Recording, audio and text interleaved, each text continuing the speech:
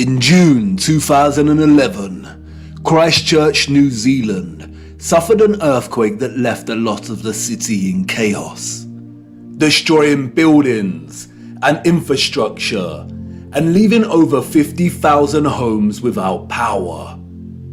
As a result, there were collapsed houses, ruptured water mains, flooding, and fires due to disrupted electrical lines. Due to the strong ground motions and intense shaking, part of the city experienced a strange phenomenon known as soil liquefaction. Sand boils emerged from asphalt roads, toppling and sinking cars, and causing boulders to fall from hills, resulting in more home damage.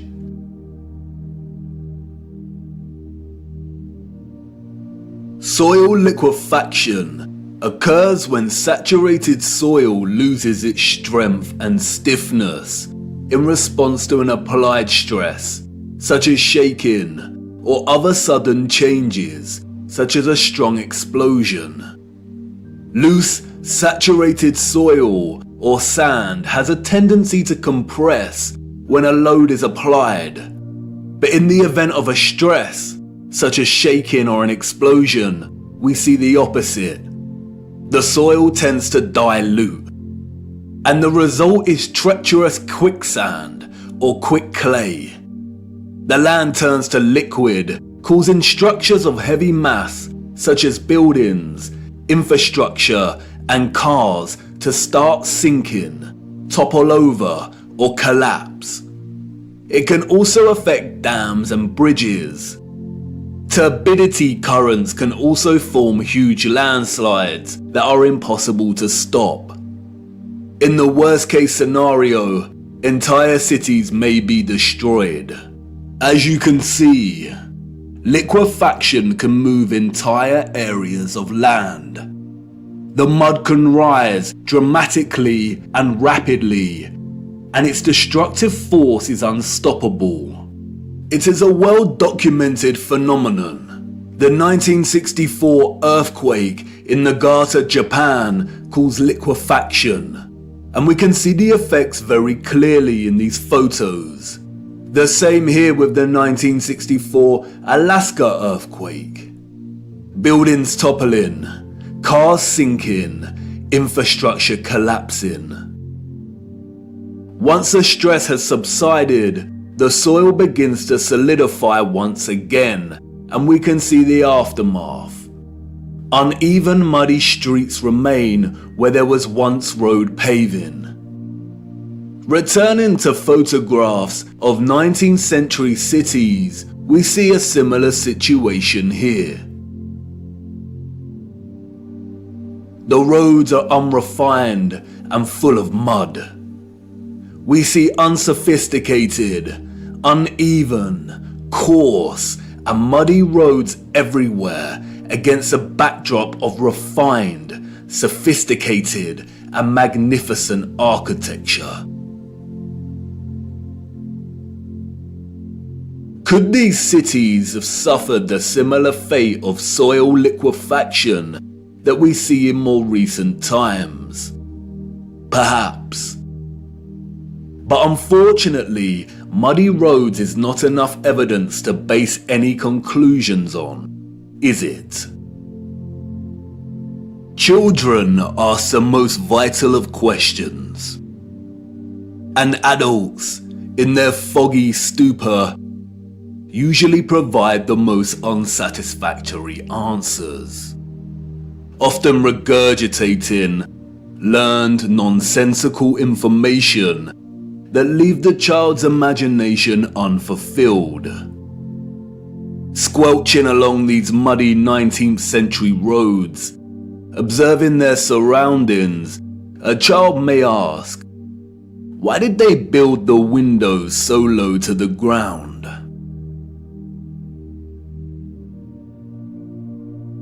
And what an excellent question. Yes, why indeed did they build windows on ground level? For you see, the people we see in these photographs, sadly, did not build this architecture. And maybe some of them, at some point in their busy day-to-day life, ask the exact same question. We see it everywhere. Windows at ground level.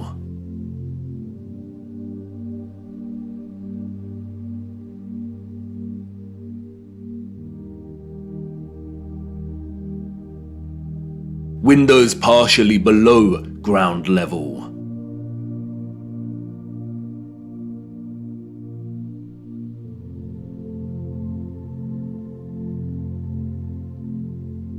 First floor entrances raised from the ground level.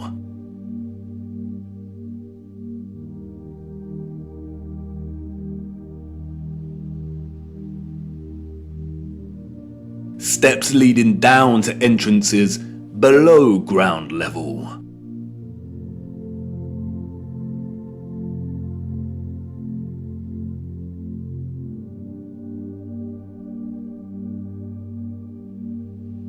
We can find this in almost every major city across our realm. In both old photographs and when we walk in the streets today. And what does it tell us? That a society with access to modest construction tools and horse and car constructed their infrastructure by first spending countless amounts of hours and energy clearing land with a depth of over 3 meters to begin their construction. Building basement floors is incredibly hard work. Since the 20th century, large powered excavation machines, such as backhoes and front-end loaders, have reduced the time and manpower needed to dig a basement dramatically, as compared to digging by hand with a spade. Perhaps you could say that our historical ancestors were just that dedicated to the architecture they built. And you could say that many of the sunken buildings we see are actually due to elevations and depressions in the natural landscape. The official narrative, which is always full of inconsistencies, perhaps would suffice if it was not for contemporary excavation. When we look at photographs such as this, it immediately dawns upon us that what we are seeing are windows and doors 2 to 3 meters below the ground surface.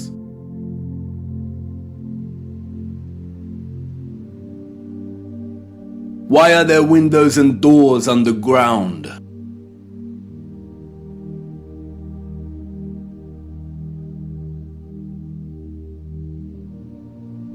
What is this that we see in our cities?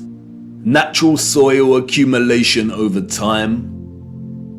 Geologists have never been able to ascribe a consistent value to worldwide natural topsoil accumulation, because it is impossible. Some regions of our realm experience consistent topsoil accumulation, whereas other regions actually experience consistent erosion. Many historians and archaeologists have noted that many cities over the centuries have been destroyed through war and natural phenomena such as earthquakes, volcanic ash, and flooding.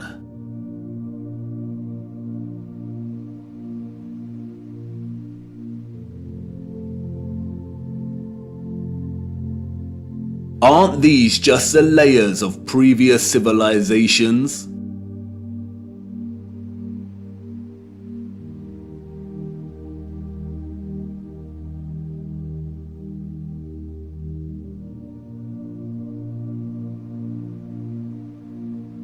No, they are not. We see over and over again whole floors of buildings consistent with the architecture existing above the layer of ground.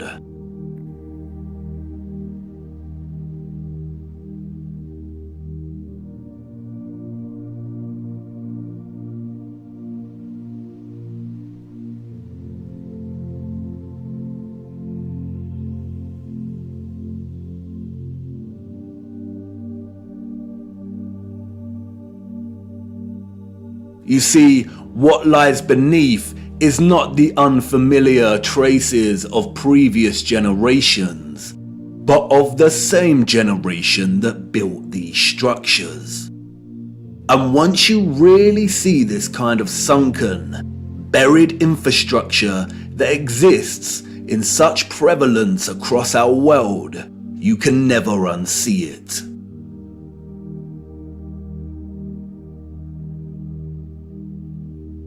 We see that the foundations of old churches are actually the original first floors with consistent entrances and windows.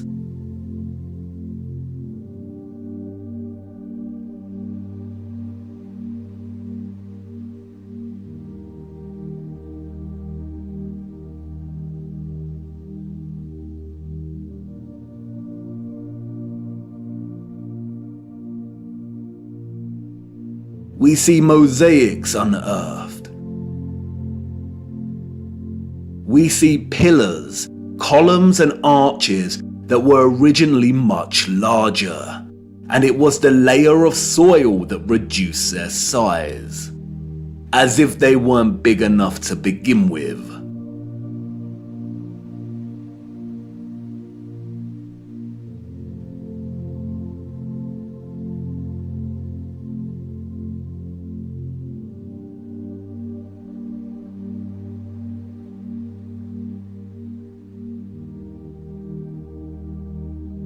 And like with the 1964 earthquake in Nagata, Japan, we also find many so-called ancient structures that are leaning.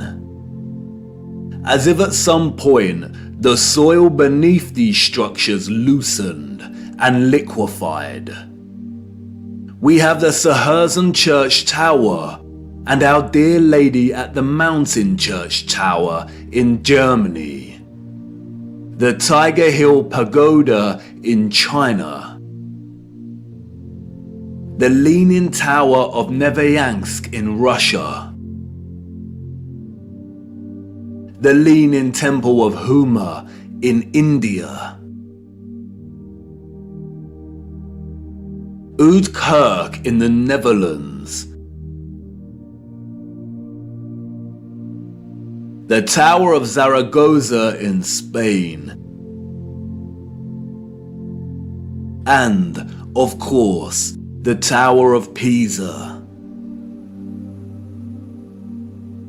The official liars of the world try to justify the buried and tilting structures we see, filling our heads with stories of antiquity and ever-changing geology. But it becomes trickier for them when we turn our attention to America.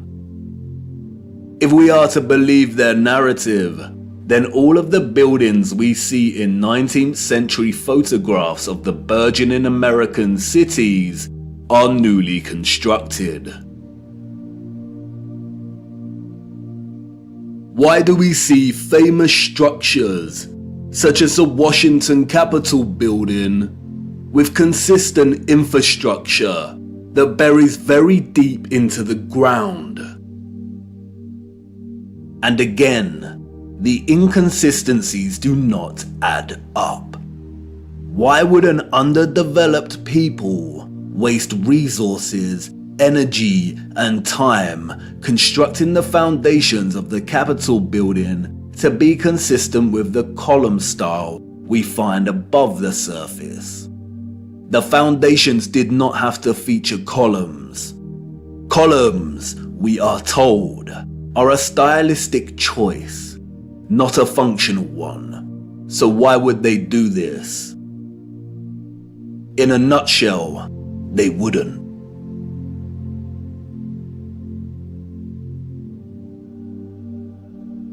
We see images that suggest that the people of the 19th century were actually concerned with moving a lot of the vast amount of mud we see, leveling the ground and excavating existing structures.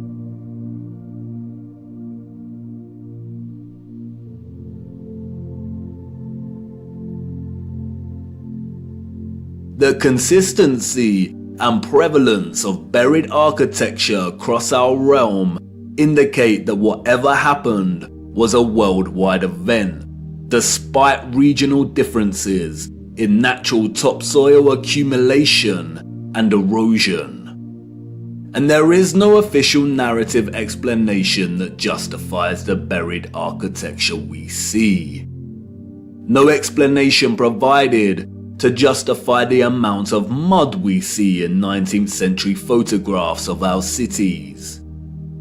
On the roads, mud piles from clearing, the roads uneven, the land ravaged, but the architecture grand, perfect and intact. Applauded by literary scholars for his use of fog as an opening simile and metaphor to paint a portrait of London as a corrupted hub amidst burgeoning industrialization, many often overlook that Charles Dickens's 1852 novel Bleak House actually opens with a different image. London, Michaelmas term lately over, and the Lord Chancellor sitting in Lincoln's Inn Hall. Implacable November weather. As much mud in the streets as if the waters had but newly retired from the face of the earth. Liquefaction caused havoc across Christchurch and the Garter. But these were isolated earthquake events, and only portions of each city were affected. It is not possible for there to have been huge, simultaneous earthquakes around the world during a similar period. Or is it? Even Wikipedia tells us that liquefaction can occur naturally or artificially, from an earthquake or other sudden change in stress condition. Even if this was the case, we do not see the same structural damage to the buildings in the 19th century like we do in cases such as Christchurch and the Garter. Most of the buried architecture we see is intact. It is either sunken or the ground level has been raised at least 3 meters, sometimes in a uniform manner, and other times partially buried in rolling mud hills, as if there were huge landslides.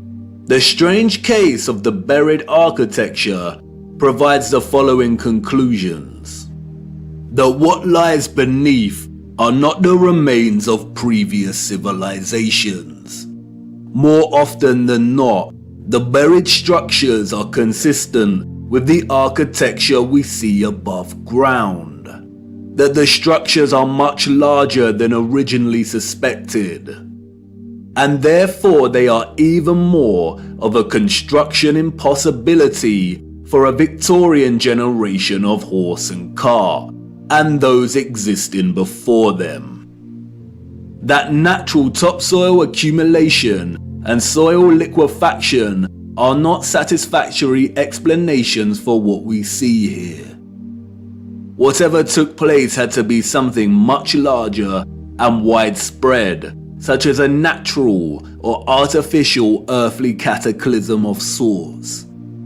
As many of the photographs show, many citizens of the 1800s were responsible for moving much of the mud, leveling the ground, and excavating buildings, which suggests that whatever happened had happened very recently in their past.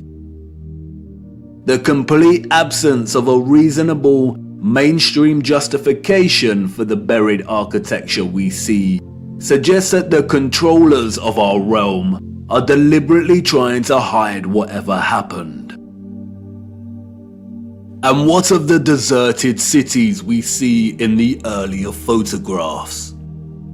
If these cities were truly empty, then we must ask why.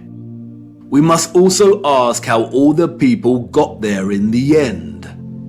In the space of 30 or so years, we see a city go from barren to bustling.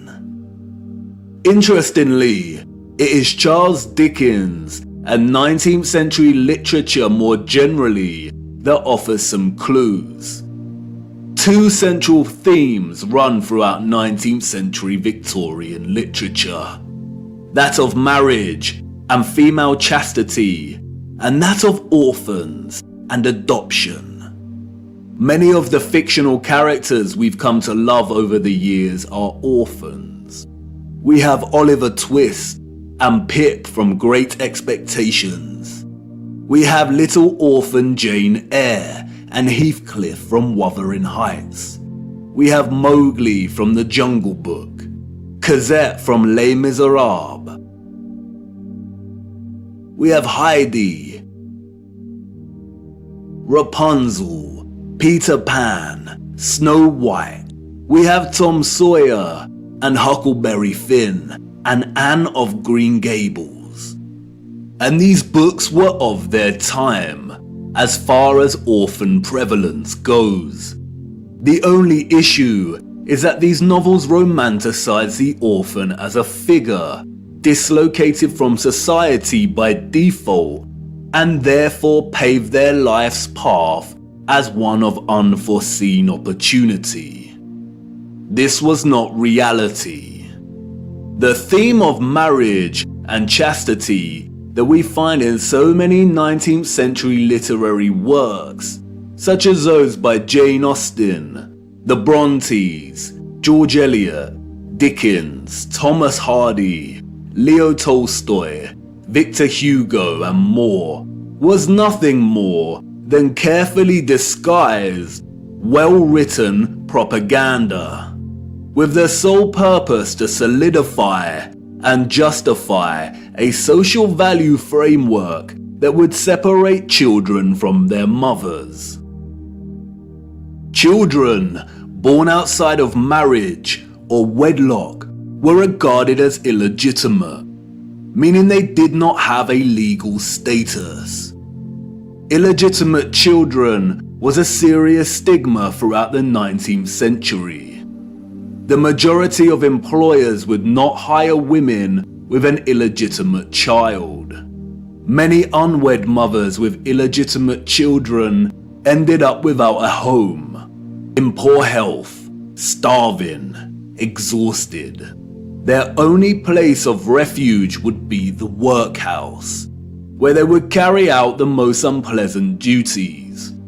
In some places, women with illegitimate children were singled out and had to wear a special uniform, which alerted everyone to their status as an unmarried mother or fallen woman. As a result, a vast amount of orphanages and foundling institutions were established. This is the London Foundling Hospital that was very active in the 19th century. Look at the size of it. Charles Dickens was obsessed with this place. Inspiration, they say. The official narrative tells us that an estimated 4,500 women handed over their children to this huge building. But this was just one institution. Wikipedia gives us a partial list of over 64 orphanages that were founded in the UK during the 19th century. The list is only partial. The peculiar case of the vast amount of parentless children in the 19th century is well documented by many researchers. And most of them agree it is almost impossible to establish figures that really do justice to just how many orphans there were during this period. Their footprint did not enter the record books. It formed in the mud and was then washed away. It wasn't just the UK. This was a worldwide phenomenon. New York City had 4 foundling asylums alone that processed thousands of children annually. By the beginning of the 20th century, Italy was reporting 32,000 children per year. Spain and Portugal were reporting 15,000 annual foundlings. Before 1860, 374,000 recorded infants were processed by the asylums in Milan, Naples, and Florence alone. Historian David L. Ransell states that Moscow was receiving between 16 and 18,000 infants annually by the 1880s, and sending over 10,000 of these each year to outlying villages for care. In 1882, there were all told 41,720 foundlings from the Moscow home, living with 32,000 foster families, scattered throughout 4,418 villages. A dozen villages had over 90 fosterings each. One thing that is often overlooked is that there were a series of laws passed in the 1800s, making it almost impossible for unwed mothers to keep their babies. The 1833 Poor Law Reformation introduced bastardy clauses that shifted the entire responsibility for the illegitimate child onto the mother. Social stigma meant that she would not be able to provide care for her child and would be forced to hand them over to the authorities, or worse. Advertisements for adoption or nurse care became popular in newspapers. And, as many scholars have pointed out, these were a front for what was termed baby farmers, or paid murder. As Dorothy L. Haller states, the adverts may have been misleading to the general public, but read like a coded message to unwed mothers. No references are asked for, and none are offered. The sum of 15 shillings a week to keep an infant or a sickly child was inadequate, and a sickly child and an infant under 2 months were the least likely to survive and the cheapest to bury. Infants were taken, no questions asked, and it was understood that for £12 no questions were expected to be asked. The transaction between the mother and the baby farmer usually took place in a public place, on public transportation, or through a second party. No personal information was exchanged. The money was paid, and the transaction was complete. The mother knew she would never see her infant alive again. Most children, however, were not murdered, but were dropped off at the doorsteps of orphanages or the workhouse. All children taken into these institutions were given entirely new identities. They were provided for with shelter, food, and clothing temporarily, and then sent off to workhouses or another location. Photographs in the 19th century were scarce, but towards the end of the century we see more photographs, and the last continent to experience such mass exodus of orphans was the United States. And it is here that we see evidence of the orphan trains.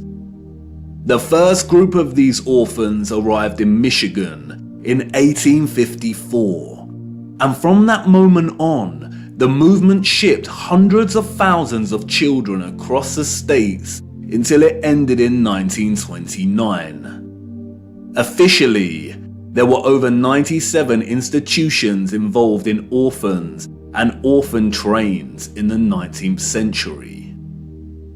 And again, this was not just the United States. Annie McPherson will go down in history as a woman who scammed more than 100,000 foundlings and shipped them from the United Kingdom to Canada, New Zealand, and South Africa, and even to the outer edges of the earth in Australia, so that they could be sold into child labour. Why do we see so many photographs of orphans in workhouses?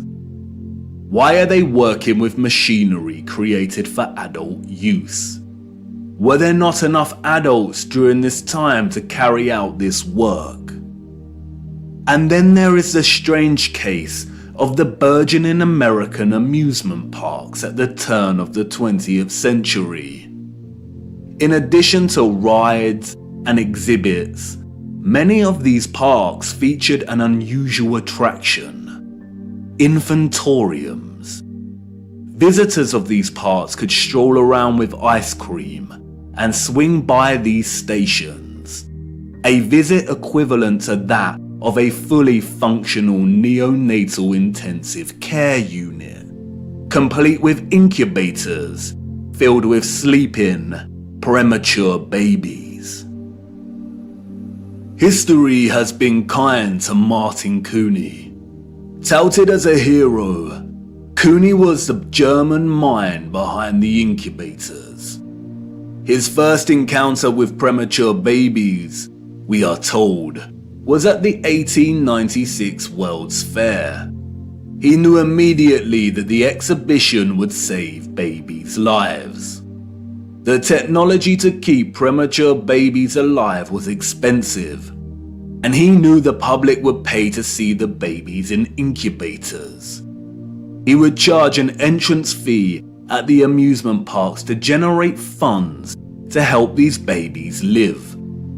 Nurses tended to the babies as an enraptured public looked on. Like any other amusement, the premature baby exhibits included carnival barkers who tried to lure the public to come and see the babies.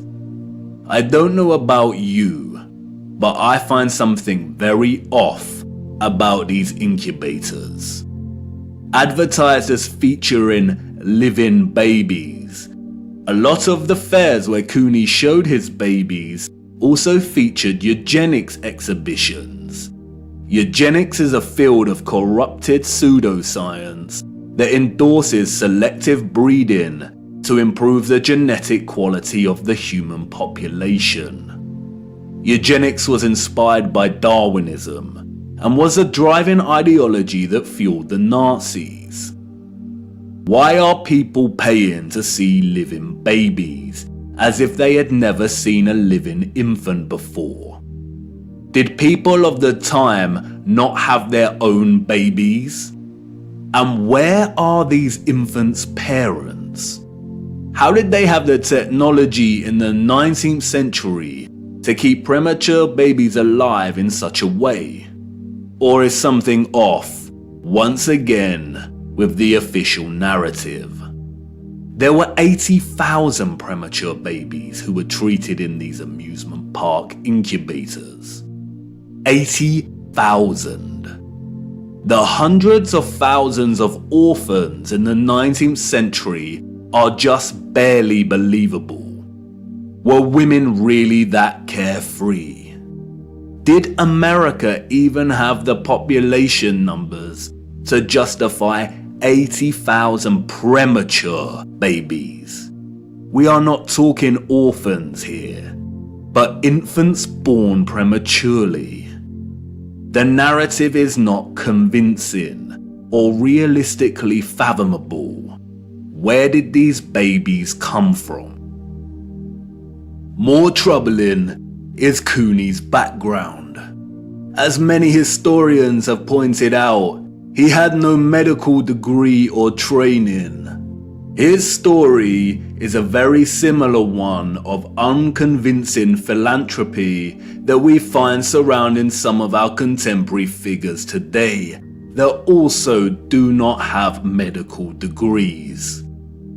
And then there is Marie Dressler, a Canadian silent film and Depression-era movie star. She adopted one of these incubator babies. celebrities and adoption.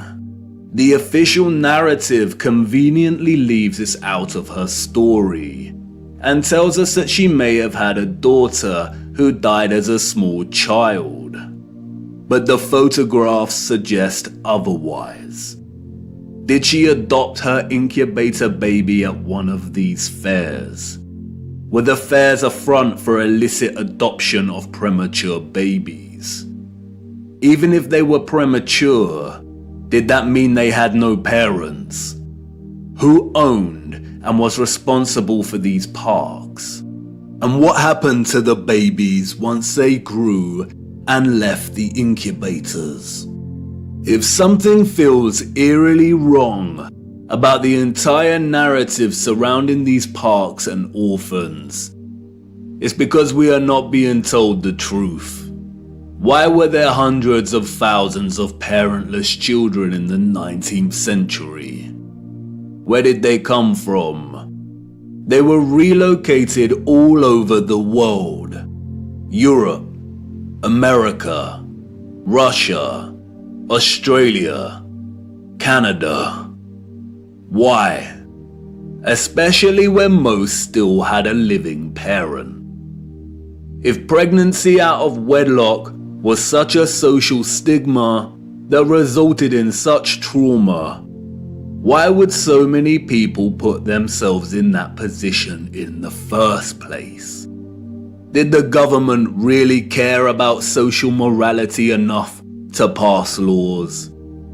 And all the effort to build and maintain orphanages and orphan relocation networks, would this not burden governmental finances and administration systems? It certainly would have. But you see, there was a greater purpose behind the government's worldwide agenda: repopulation. The social narrative of chastity was nothing more than propaganda and justification for stealing children. The reason we see empty cities in the early 19th century is because they were in fact empty, void of population. And the reason they are bustling 30 years later is because orphans were shipped into these cities to repopulate them. You see, in the early 19th century, there was a worldwide reset of sorts through depopulation and then repopulation.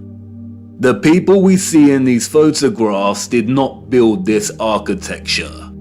They inherited it, along with a lot of mud. Not only did they inherit it without a clue as to what it actually was and who it belonged to, but they were unknowingly complicit in repurposing pretty much all of these structures.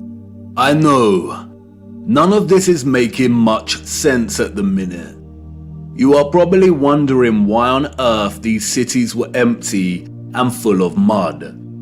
What happened that meant governments needed to repopulate the earth? And I know what you're thinking.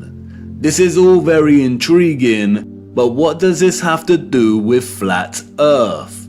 You want to know more about the firmament, the sun and moon, and our stationary plane. Do not worry. Everything will become clearer as we continue our journey. The prevalent evidence of buried infrastructure, coupled with deserted cities and a burgeoning industry of orphans, is just a start. These are all necessary clues, hinting at some kind of cataclysm, but the real story hasn't truly begun yet. The stage had to be set first, and now it is ready. And even if you cannot see it yet, I know you feel it, viewer. The deserted cities, the buried architecture, and orphans all signal a looming darkness. There is a great black cloud in front of us, and I won't lie, we are heading right into the heart of it. And like I said before, we do not have much time. Come on. It's time for me to honor my promise and take you back to the future.